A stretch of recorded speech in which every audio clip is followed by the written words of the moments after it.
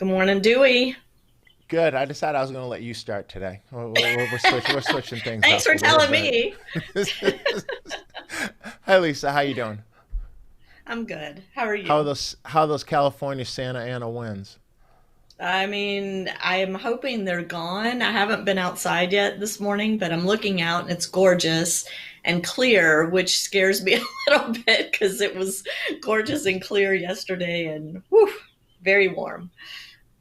Just so people, in case people don't know, what happens when there's Santa Ana winds where you are?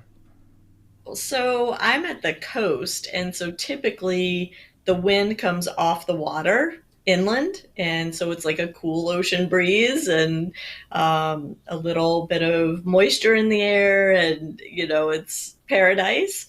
But every now and then the winds shift and they come from inland, from Santa Ana, which is where the John Wayne Airport is located, and blow outward, and those winds bring with them lots of dryness and dust and heat.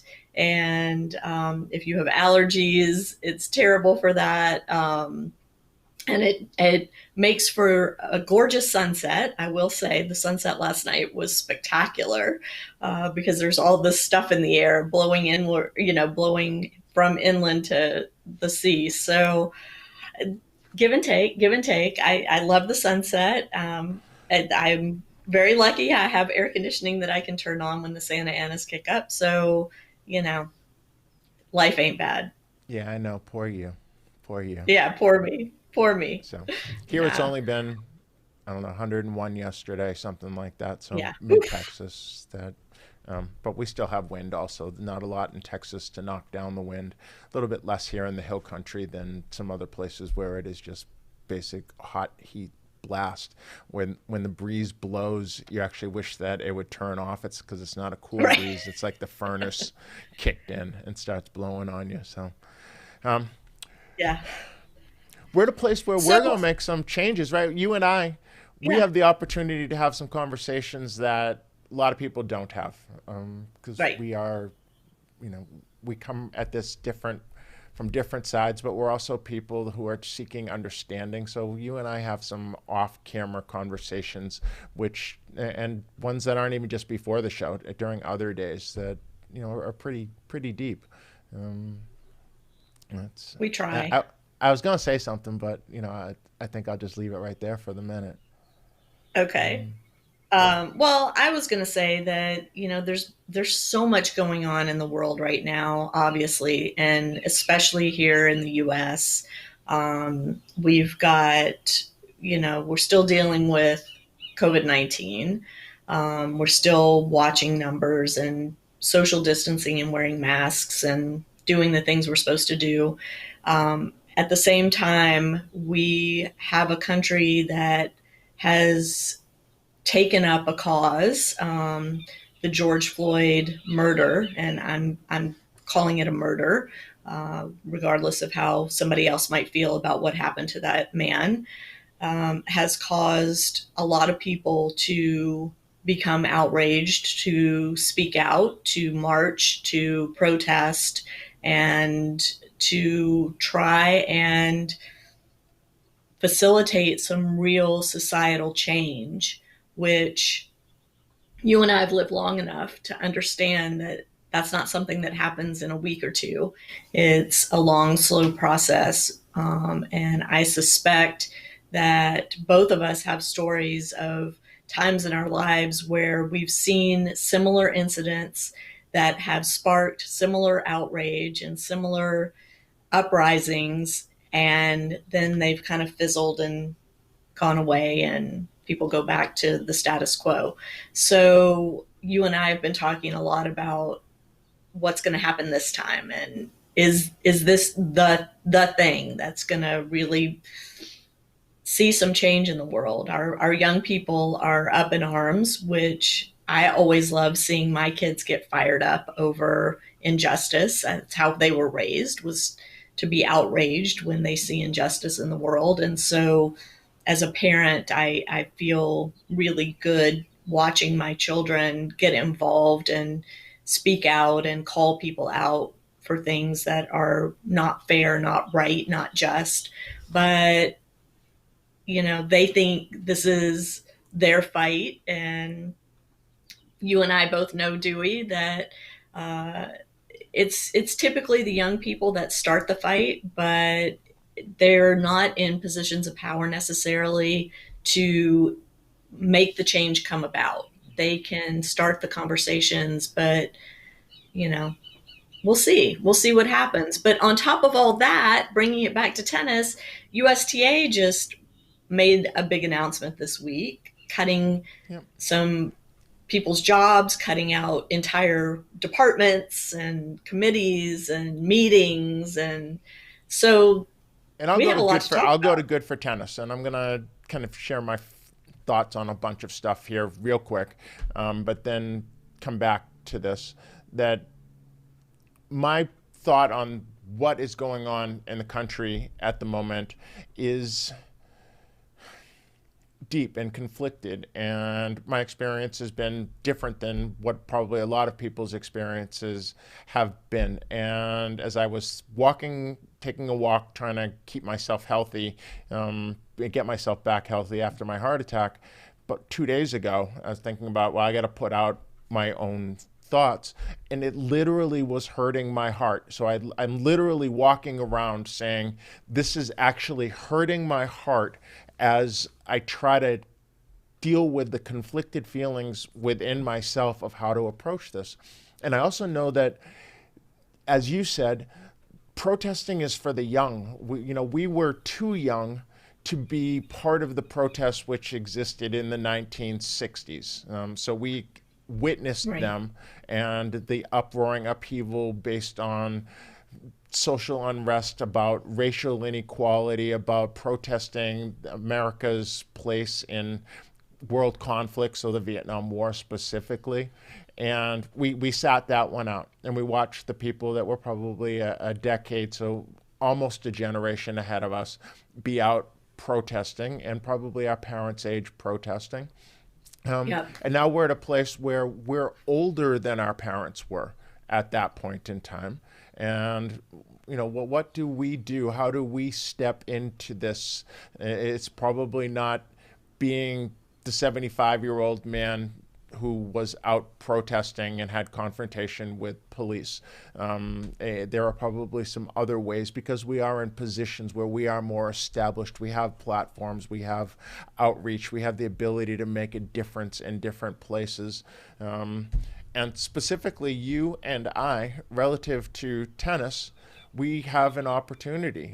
The USTA just discarded a whole bunch of stuff. They took the thing which they had been throwing lots of money at, player development, and they Yeah. just tucked it neatly within community development, and they've moved back to what some people are calling their roots. And it's leaving, I suspect, an opportunity, because I think everything's an opportunity, right? It's just kind of how I go Yeah. about viewing the world. Of whatever happens, there's an opportunity here somewhere. Let's go get it. And you and I have had some discussions about, well, where is that void and what can we do, which not only fills the void within tennis, but makes an impact based on the other things which are going on in the world, which we've been conflicted about. Do we even do this show? Because how important is tennis relative to all of those other things? So what you think? What should we do? Well, one of the things that we talked about and you brought up last week in our show was this notion of programs that are bringing kids from every walk of life, every race, every religion, every cultural opportunity in our country equally together on a tennis court. And I don't know if we have access to the photo that we put up last week, that showed a program that you had started, and it is. Thank you, producer Kim. But where there are, every color of the rainbow is represented in the children in that photo. It's not a white program, it's not a black program, it's not an Indian program, it's not a Latino program. It's a junior program where you can go through and count the faces of different colors and find them equal. And so, how cool now that USTA has decided to move player development into community development. What an opportunity for other people to shine a light, or for us to shine a light on what other people are doing in this regard, and for people who are genuinely concerned about learning about people that don't look like them, getting to know people who don't look like them, who have come up in a different type of family than what they came up in. What an opportunity for tennis to step up and bring those people together. And we know children don't come out of the womb racist. That's not something they're born with. It's a taught behavior, it's a taught ethos. It comes from the adults in the world, Yeah, and definitely older learned rather siblings than maybe. innate behavior. Yes. Exactly. So why not start with the children and see what kind of impact that will have? That tennis can be a tool to bring kids of different backgrounds together and help them learn about one another, and hopefully help them be the voices moving forward and the policymakers moving forward. So I Uh always oh. have. Taking his Uh, glasses off. I'm in trouble now. I always have trouble with things which are manufactured rather than being organic, right? So things, diversity and inclusion initiatives which have outreach into communities, purposefully trying to bring them in, I don't think work very well. There are too many undertones which exist within them. I believe the best opportunities exist when people of their own heart are free and open to having experience with everyone, and therefore don't treat people differently. I know that we've talked about finding ways to shine spotlight to bring guests into our show each week who are already doing things which are inclusive. And I don't think we're talking about the main big urban area CTAs, the Atlanta Tennis Associations, the Dallas Tennis Right. Associations, those types of places who have programs for quote unquote at risk kids, and we can dig into what that actually means, because I think they're talking about low income minority kids, because the reality is, by my definition, every kid is at risk, because who's spending all the money on drugs? It's kids whose parents are too busy earning more money so that they can have another vacation house and do all of those things, and therefore their kids have disposable income and free in a car, and they can go travel into the inner city areas to procure drugs during the hours of 4 to 7 in the evening. Because who thinks that a bunch of poor kids are the ones supporting the drug industry? Like, we're crazy, if that's what you believe. But I believe the tennis programs that we would like to look at are the ones that are doing a really good job of inclusion right off the bat. And I don't know where they are. Do you? No, I mean, and that's so we had a long conversation off camera yesterday, I think, about how do we find these programs, and do we know of anybody that is doing this? And I'm sure that you and I both know people that if we went to their tennis court, we would see a photograph or a group that looked much like the picture that we just saw on our show, but we just don't know that they're doing that work. Mm-hmm. So I think, our call to those of you watching is, if you are doing that work, will you please reach out to us, because we want to shine a light on that work, not only to say thank you, but also to give you an opportunity to talk about how you got started, how you're continuing your program, where did the funding come from if you got outside funding,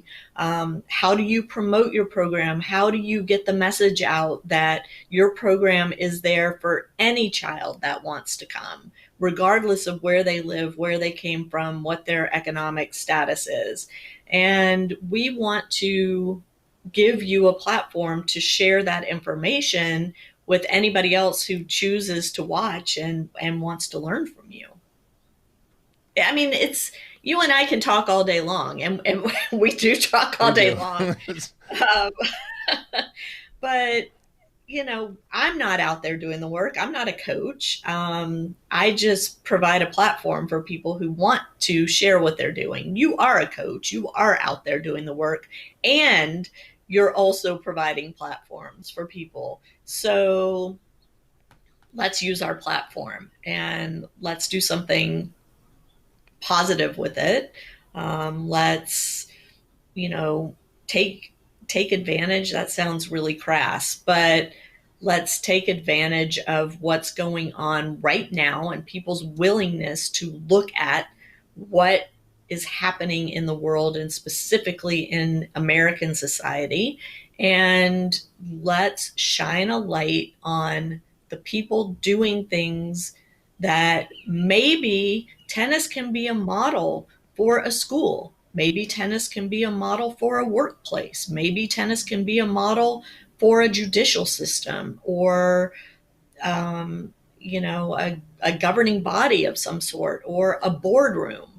Um, why I would say not? tennis has to take a look at itself because tennis is not the most inclusive place in the world. Tennis has been full of initiatives which have given limited opportunities or given large opportunities to a limited number of people and then pointed at those as we are doing the good work. We've given many, many wild cards to players of minority groups and as a way to be inclusive. I know that I was undoubtedly chairman of the Community Development Committee for USTA New England way back in 1992, based on some level of affirmative action that here is someone who can talk the talk, walk the walk, and isn't going to make too many waves. And I unfortunately believe those have also been ways of keeping from needing to give opportunities to the masses. And Mm-hmm. you say that I'm a coach and I do the work. I'm a guy with a 58-year-old guy who had a heart attack in a place where it's 100 degrees. I'm not on the court much anymore. I don't no longer run my own program. I am still a coach. I still think I know what I'm doing, but I'm more a journalist than I am a coach at this point in time. I am more about helping to tell stories of other people who are doing really, really good things and then share whatever experience and knowledge I have to help them do better. If this can be a platform to do that more, where we find some people, I can help them with connecting with some resources that they need to be able to do more, that would be great. If we get some people who reach out and are like, man, Lisa, I want to do more than that. Dewey, I want to do more of what you're talking about, but I just don't know how. I only deal with the people who call me on the phone, right? That's who signs up Right. for your program, the people who call. And nobody like that is calling me. I would do it if I could, but I don't know how to reach those people. Cool. Well, then maybe we find ways to connect them and help them with their outreach without it being an affirmative action type thing. I'm just not an affirmative action kind of guy. Um, uh, Well, and you and I are both connectors. I mean, we both enjoy putting people from different places together to do the good work, right? To get the funding, to get the facilities, to get participants. I mean, whatever it is, you and I both enjoy doing that very much. And we both have quite large networks of people with resources who are looking for places to utilize their resources. So I think that's part of the puzzle too. Is like you said, if you're a coach and you want to do this type of work, but you just don't know how, let's talk about it. Come be our guest on this platform and let's have a conversation about it. If you are a coach already doing this type of inclusive work, please also come and talk about it. We want to hear how you got started, why you got started, how you're continuing to keep your program afloat, and how you were able to, get your feelers out into the different communities and bring people together on a tennis court. That's those are the stories we want to hear. And now that USTA has announced that player development is really not going to be their purview so much anymore, this opens the door for coaches to really shine out there. And it's not that USTA was keeping coaches from shining, but I think there has traditionally been a fear among junior development coaches, elite junior development coaches, that, if I get this kid that gets really good, USTA is going to swoop in and take them and move them down to one of the USTA training centers, and I'm going to lose my involvement. Now, in recent years, USTA has made an effort to bring the coach along with the player, but I think now we're going to start to see some big change, and the opportunities there is, as you said, Dewey, let's seize it and run with it. Yeah, I don't ever operate from a place of fear, nor have I ever operated from a place of fear. I've operated from a place where there were many times in my career where I felt like the USTA was detrimental, particularly back in the days of VHS tapes when you would send kid down, back when things were in Key Biscayne, and they would come back with a VHS tape of all of the things that the coaches wanted them to change, and beat up emotionally because they felt like the coaches down there were always telling them the things that were not good. So nobody ever did Mm-hmm. great coach education for those coaches of teaching them how to present what I will call a crap sandwich, which is take some good and then give them the bad and then give them some more good as the other slice of bread, so that they didn't just feel like they were eating crap. That wasn't a skill which was given to those. And unfortunately, some of those have moved on and have very successful academies and still beat players up. Um, get off my soapbox. No, I like when you get on your soapbox. No, it's this is the place that I get to do it. Other places I ask people questions. This is supposed to be where my take on things actually comes Yeah, forward, and I believe that people mean to do well, people would do more. They get caught up in here's what happens to me on a day in and day out basis. And so there's not a lot of what I would refer to as working on their programs. They work at their programs. They're generally people mm, who are good players, who became coaches, and maybe they became good coaches. And so they didn't want to work for somebody else, so they created their own, but they are still just technicians within their own program. So, yes, they work for themselves, but they're not business people. Let's face it. mhm. And what we need is people to expand beyond just working at their programs and help them to work on their programs so that they can be more. In a lot of cases, that is just helping them see a bigger picture, helping them dream a bigger dream. Because I believe oftentimes bigger is actually easier to accomplish than smaller. When you're small and you lose a key player, that's a huge thing to you. When you're the Sure. Bollettieri Tennis Academy and you lose a key player, you still have 20 other key players, and it's a lot easier to Right. operate. So, Yeah. So we're here, coaches, we are here, parents, we are here for you.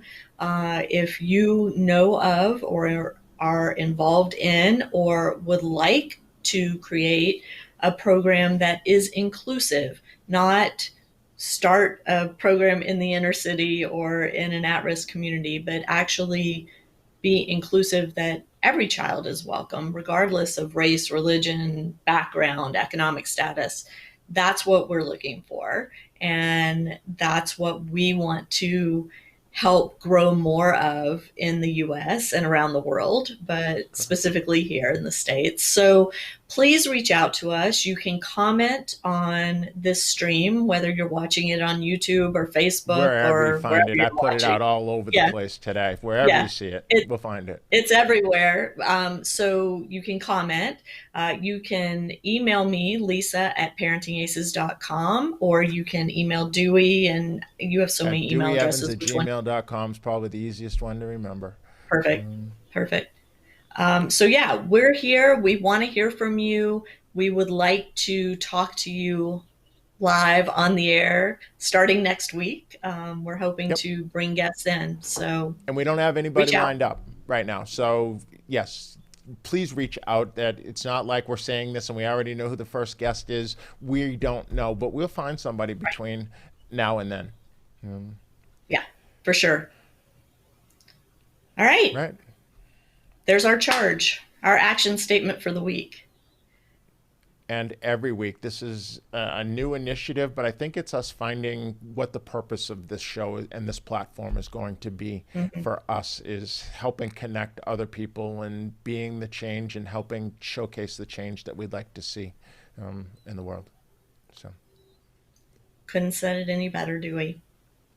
good. Thanks for tuning in, guys. Dewey, as always, it's been a pleasure. We'll see you next week. Take care.